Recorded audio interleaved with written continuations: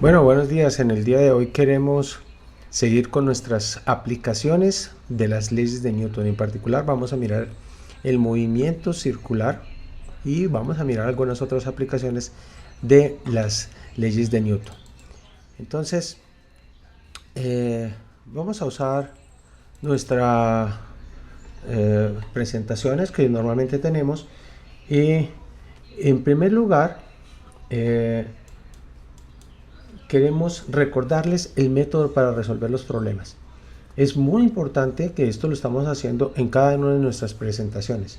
Primero, dibuje un diagrama sencillo. Segundo, realice un diagrama de cuerpo libre. Una vez tenido el diagrama de cuerpo libre, debe incluir las fuerzas que afectan el objeto que has colocado, has liberado en el diagrama. Debes establecer los ejes coordenados y después aplicar la segunda ley de Newton, que tenemos sumatoria de fuerzas igual a masa por aceleración. Por supuesto que esto lo debes hacer por componentes, que es la mejor forma para resolver los problemas. Vamos a mirar esto, vamos a seguir con el mismo esquema para mirar estas nuevas aplicaciones. En primer lugar, estamos mostrando una partícula que se encuentra en movimiento circular uniforme, una bola sostenida por una cuerda y puede girar. Nosotros sabemos que en ese caso, si la cuerda se llegase a reventar, realmente la bola seguiría una trayectoria rectilínea. Es decir, la bola mantiene una trayectoria circular porque sobre ella se ejerce a toda hora una fuerza central. ¿Sí? Una fuerza central. De nuestro curso de dinámica, nosotros sabemos que en ese de cinemática, perdón, que para ese movimiento circular aparece una aceleración centrípeta que es proporcional a v cuadrado dividido r. Eso implica que si aparece una aceleración, esa aceleración es directamente proporcional a la masa e inversamente proporcional a la fuerza neta que hay aplicada sobre ese cuerpo. Entonces reemplazamos y tenemos que la sumatoria de fuerzas sería masa por aceleración centrípeta. Es decir, que ahora podemos hablar de que el movimiento circular uniforme se da a causa de una fuerza central igual a masa v cuadrado sobre r. Desde ya podemos decir que esta es la aplicación de la segunda ley de Newton. La naturaleza misma de la fuerza hay que estudiarla en cada uno de los casos particulares. Tomemos el caso inicialmente en el primer ejemplo de lo que se ha denominado un péndulo cónico. Un péndulo cónico, que es una masa que está colgando de una cuerda y, como pueden ver en la animación, dependiendo de la velocidad lineal de la masa, entonces el ángulo de giro, el ángulo en que está girando, va a ser mayor o menor. Igualmente, por supuesto, la velocidad de giro es mayor o menor. Ese es inicialmente nuestro diagrama. Ahora bien, nosotros tenemos que convertir esto en un diagrama de cuerpo libre. Entonces, lo que tenemos en este caso es que sobre la masa se ejercen dos fuerzas. ¿Cuáles son esas fuerzas? Masa por gravedad, el peso del cuerpo, y la componente de la tensión. La componente de la tensión. De tal manera que la tensión la podemos descomponer en dos componentes ortogonales y de esa manera las componentes verticales para un valor de velocidad se deben compensar y la componente horizontal es la responsable del movimiento circular de esa masa. Es decir, aplicamos esto por componentes, decimos sumatoria de fuerzas en Y, tensión coseno de teta menos masa por gravedad igual a 0. Eso nos da que la tensión por coseno de teta es igual a masa por gravedad y sumatoria de fuerzas en X en la dirección horizontal sería solamente una fuerza tensión por seno de teta igual a masa por aceleración centrípeta, es decir, masa v cuadrado sobre r. Si dividimos la segunda ecuación sobre la primera, t seno de teta sobre t coseno de teta, si miramos los extremos tendríamos el ángulo al cual está girando tangente de teta igual a v cuadrado sobre rg. Es decir, y de ahí podemos decir que la velocidad a la que está girando es igual a raíz cuadrada de r, la longitud del péndulo, g, la gravedad, por tangente del ángulo teta. Y podemos hacer algunos análisis de este tipo de situaciones.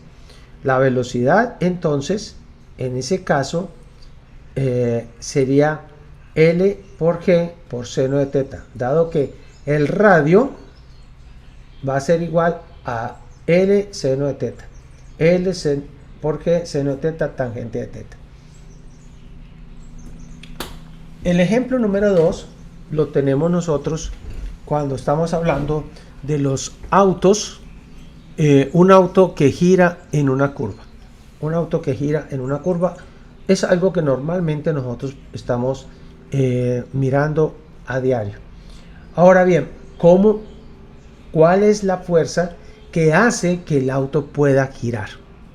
¿Por qué el auto puede tomar ese giro? Pues debe aparecer una fuerza en ese sentido, como estamos marcando allí, para que pueda haber ese giro que se está dando de esos autos. Pues lo que hacemos siempre es un diagrama de cuerpo libre. Tenemos para cualquiera de los autos la fuerza del peso, la fuerza normal que la carretera ejerce hacia arriba y una fuerza de fricción estática. Y usted preguntará por qué estática si se está moviendo. Se está moviendo, pero esperamos que no derrape en esa dirección. Es decir, el auto realmente en esa dirección no se está moviendo y por eso es fuerza de fricción estática. Pues verticalmente no esperamos que el auto se mueva, se despegue de la calle, y entonces solamente nos queda como una fuerza no compensada la fuerza de fricción. Y podemos decir en ese caso que la fuerza de fricción estática será el valor máximo, será mu estática por la normal, y eso debe ser por segunda ley de Newton igual a masa por aceleración centrípeta, es decir, masa por la velocidad máxima al cuadrado sobre el radio de la curva. Y de esta manera nosotros podemos conocer para un valor determinado del coeficiente de fricción cuál es la velocidad máxima a la cual se puede tomar una curva plana. Velocidad máxima sería entonces, despejando, la raíz cuadrada de mu sub s, el coeficiente de fricción, multiplicado por la normal, multiplicado por r y dividido por la masa del auto, dividido por la masa del auto. Vale la pena notar que cuando r crece, la velocidad máxima crece proporcional a la raíz cuadrada. La velocidad va a crecer dependiendo. Las curvas más cerradas serán más difíciles de tomar, las curvas con un r mucho menor. Es decir, aquí vamos a colocar mu sub s, masa, gravedad por r, la masa con la masa se va y nos damos cuenta que esa velocidad máxima no depende del auto en sí, sino del coeficiente de fricción entre los neumáticos y el pavimento. Entre los neumáticos y el pavimento.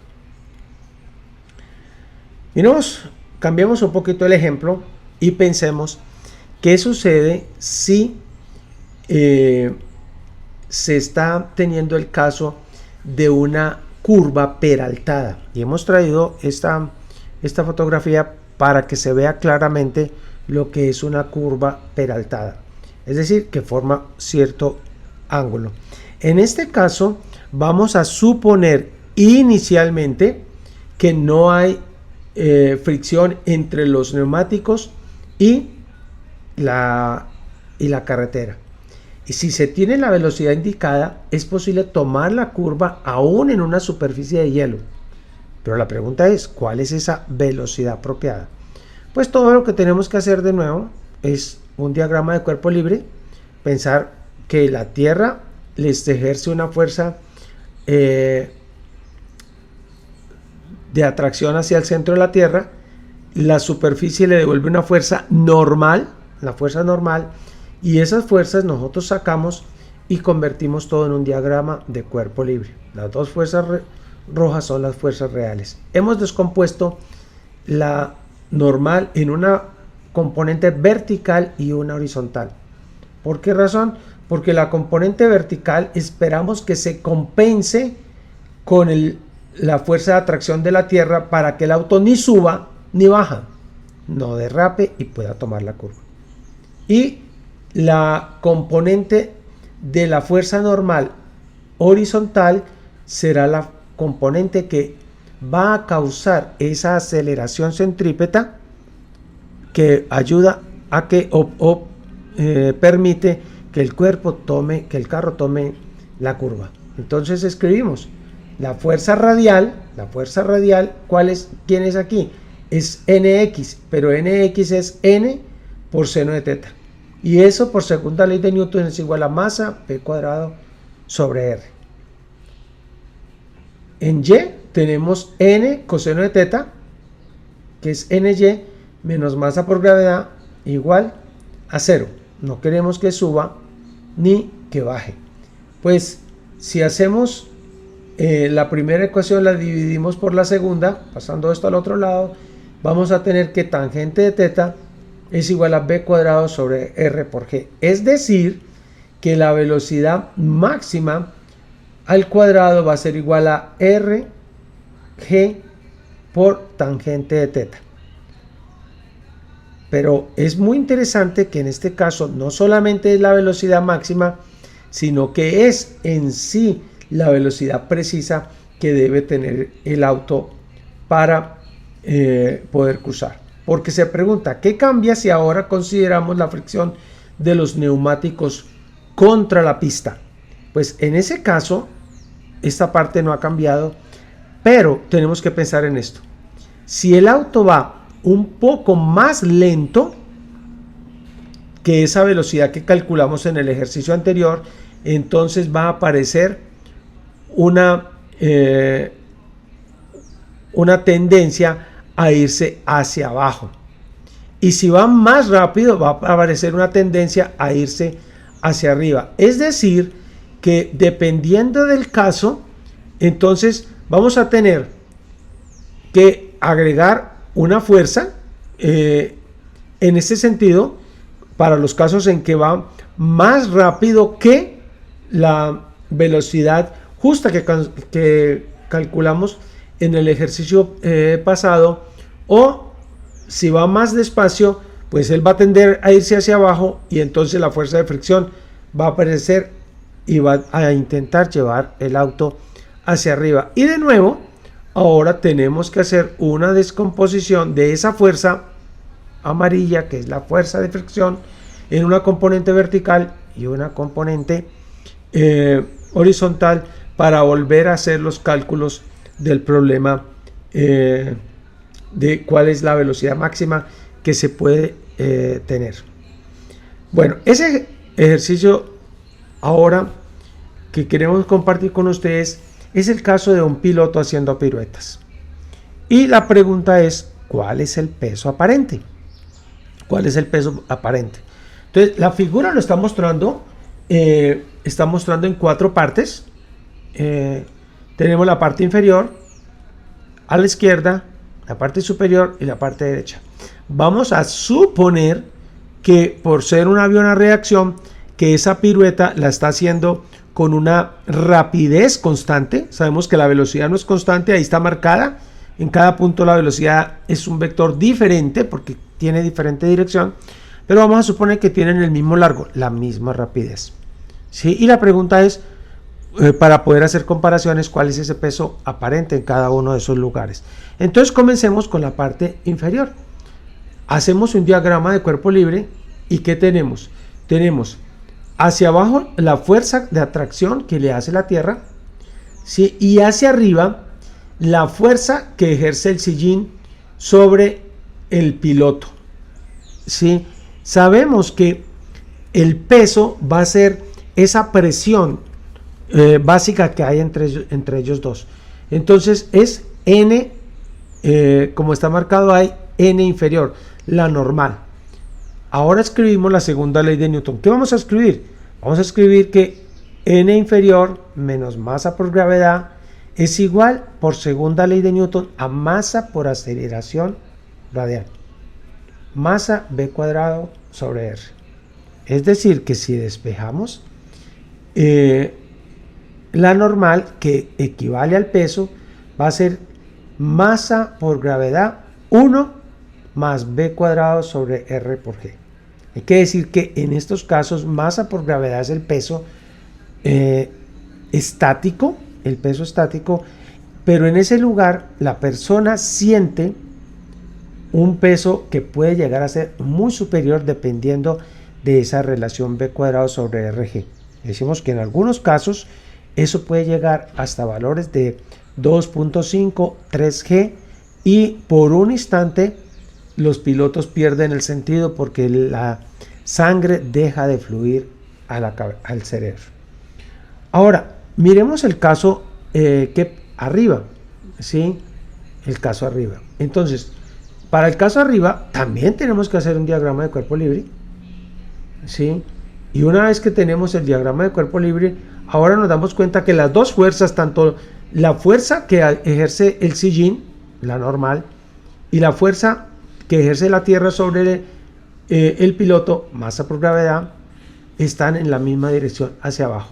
Y escribimos, entonces, la normal en la parte superior más masa por gravedad es igual a masa v cuadrado sobre r, es igual a masa por aceleración centrípeta.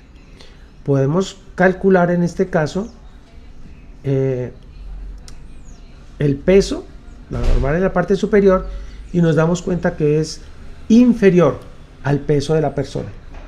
Dependiendo de la velocidad, puede resultar como una sensación de ingravidez si v cuadrado sobre rg menos 1 le da 0, que puede llegar a tener un valor 0, y en ese caso tendrías una sensación de ingravidez. Un ejemplo adicional de la segunda ley de Newton, movimiento circular, se da en el caso cuando tenemos un movimiento circular no uniforme como el que estamos mostrando allí.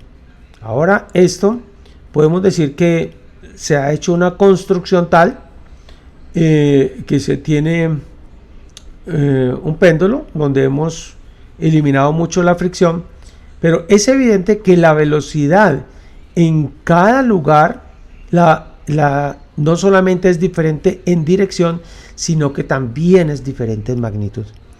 Y eso quiere decir que simultáneamente se está teniendo una aceleración radial y una aceleración tangencial. Y debe haber una fuerza que responda por cada una de esas aceleraciones, una fuerza neta que responde por la aceleración neta. ¿Qué tenemos que hacer? Como siempre, una vez hecho el gráfico, una vez entendido el problema, hacer un diagrama de cuerpo libre. Entonces, cogemos ahora y tratamos de pensar en esto en un diagrama de cuerpo libre. ¿Y qué se tiene? Pues en cada instante las fuerzas reales son la tensión que tiende a llevar la masa hacia el centro y la fuerza de gravedad. La suma vectorial de estas dos fuerzas es la responsable en todo momento por la en todo momento es la responsable por la aceleración que tiene el cuerpo. Descomponemos esas fuerzas en las componentes ortogonales, una en la dirección tangencial y otra en la dirección radial. Una en la dirección tangencial y una en la dirección radial. Entonces, es muy importante que aquí comenzamos a pensar que el sistema de referencia en este caso está ligado a la masa. Entonces, el sistema en sí se está moviendo, pero vamos a poder considerar las fuerzas en cada instante. En ese sentido, la fuerza de tensión y la componente radial del peso deberán siempre estar compensadas para que finalmente la masa no se mueva en la dirección radial. Normalmente entonces el resultado va a ser masa por aceleración radial, y en la dirección tangencial estará la aceleración tangencial, que es responsable por el cambio en la magnitud de la velocidad. Entonces, llevamos esto ahora para escribir nuestras ecuaciones.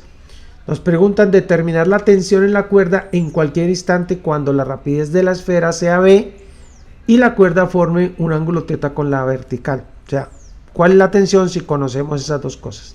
¿Qué escribimos? Escribimos que la sumatoria de las fuerzas tangenciales no tenemos sino esta componente, masa por gravedad seno de θ, es igual a masa por aceleración tangencial. Les recuerdo que esta componente tangencial es la que responde porque la velocidad aumente o disminuya. Y en ese caso la aceleración tangencial será igual a gravedad por seno de θ. Gravedad por seno de θ.